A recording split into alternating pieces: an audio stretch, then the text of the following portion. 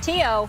be in the Hall of Fame? Not only should he be in the Hall of Fame, it's an embarrassment. It's a disgrace that he wasn't in the Hall of Fame. And as far as I'm concerned, the 48 voters that had a say in it should be ashamed of themselves. The media should be ashamed of themselves. As far as I'm concerned, you know, when people go out there and they talk about how the media is dead or whatever, it's moments like this that give credence. Now, let's be clear. Max Kellerman, exceptional boxing analyst. Donovan McNabb, probably future Hall of Fame quarterback. Stephen A. Smith, mild-mannered reporter, your friendly neighborhood reporter. I've been a reporter for 24 years. And this is one of the problems that I have, which is why I'm glad and honored and proud to have the seat that I have. I swear to you, on everything that I am, I have never, ever diminished the accomplishments of any sports figure on any level because I did not like them.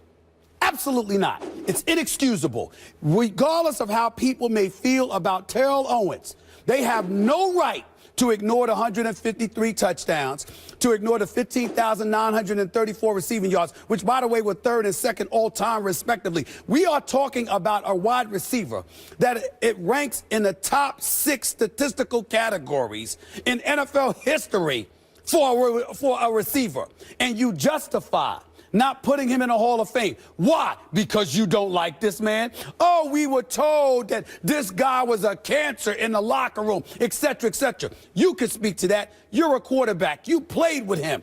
I respect that. But at the end of the day, as a media member, we get stuff from dudes all the time. We're very judicious, guys, in what we reveal. Some things we report, some things we don't. At the end, what is paramount is that somebody's accomplishments in a meritocracy that is supposed to be this country, in this sports world, you're supposed to shove all your personal feelings aside and recognize what somebody has done.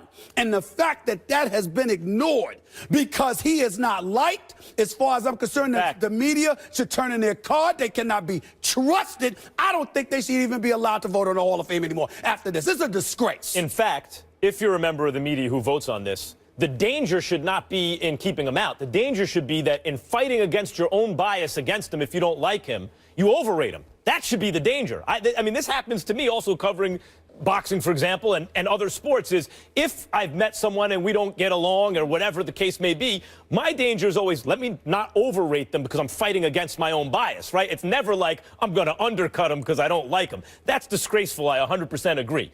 This is not that hard, ladies and gentlemen. This ain't that hard. T.O.'s obviously a Hall of Famer.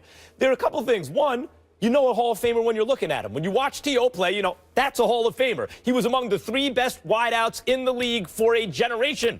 That's a Hall of Famer. 2, do the numbers support what your eyeballs see?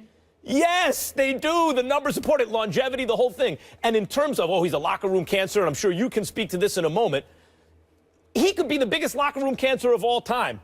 His accomplishments, eyeball-tested numbers, would still put him in the Hall of Fame, but I would remind everybody, the man played in 1 Super Bowl, on 1 leg, was criticized throughout the media all that week for being selfish, for wanting to play in the Super Bowl, making it about him, when really he's trying to get out there and help his team.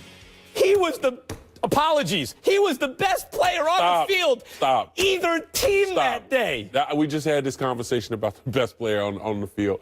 We're not going to go there. Like, I'm not here to talk the personal aspect of things because obviously everything that we have been through, myself and him, it's been publicized. It's been a big story. Who knows if there'll be a 30 for 30 over it. But the whole thing about it is you have to look at what he's done on the field. And I've always got on Max about get off of Google and stop looking at the numbers. When the man was on the field, did he dominate whoever was in front of him? And that was yes. And that was for years. That was when he was in San Francisco, Philadelphia, when he was in Dallas, when he was in Cincinnati, or even when he was in Buffalo. The thing about Terrell Owens, he makes everyone else better. Now, our wide receiving core before he got there, no need to even mention it.